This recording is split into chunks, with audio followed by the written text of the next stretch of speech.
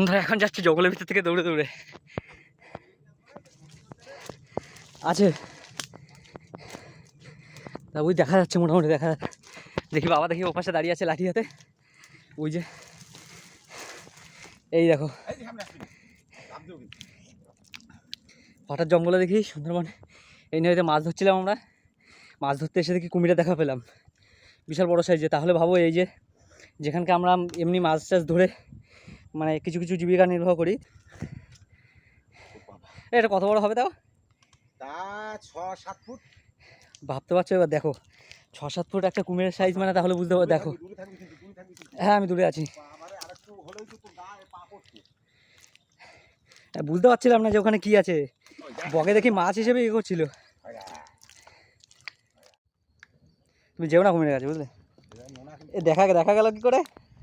দেখা গেল আমি বেন্দি জাল ধরতে আসি, বাগদার মিন ধরতে আসি, এসে দেখি জলের তলা দিয়ে জল ঢেলে চলে আসছে উপরের দিকে। আমি কি আসছে ওইটে, আমি ধারে গিয়ে দেখছি যে কুমির দেখা যাচ্ছে। যেই ধারে গেছি সঙ্গে সঙ্গে মাথা উঁচু করে লাফ দিয়েছে, সঙ্গে সঙ্গে ছুটে ডাঙায় উঠলাম আমি। তাহলে তো কতটা রিক্সের ব্যাপার এবার ভাবতে পারছো। রিক্সের ব্যাপার হতো, আরেকটু হলে আমার জালে পড়তো আর আমি মাছ মনে করে পাচা করে ধরতাম। কি অবস্থা, এখনো দেখো মুখটা হা করে আছে।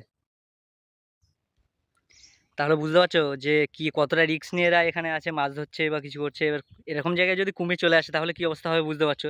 আর কুমির তো চলেই এসছে অলরেডি, তাহলে কতটা রিক্সের মধ্যে আছে এরা।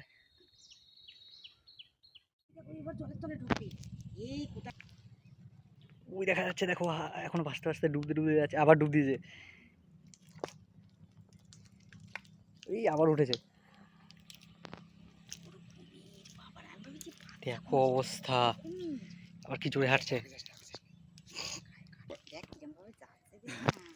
দেখো আস্তে আস্তে কিভাবে উঠে যাচ্ছে, দেখো আস্তে আস্তে আস্তে আস্তে কিভাবে উঠে যাচ্ছে, দেখো আস্তে আস্তে উপরের দিকে উঠছে, বুঝলে?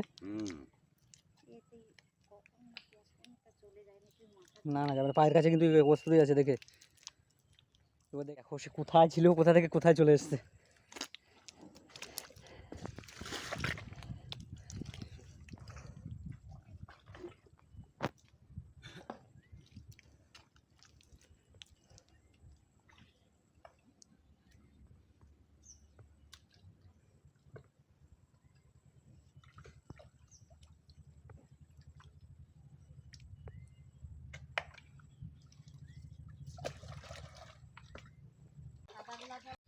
দেখো দাঁড়িয়ে আছে কিভাবে।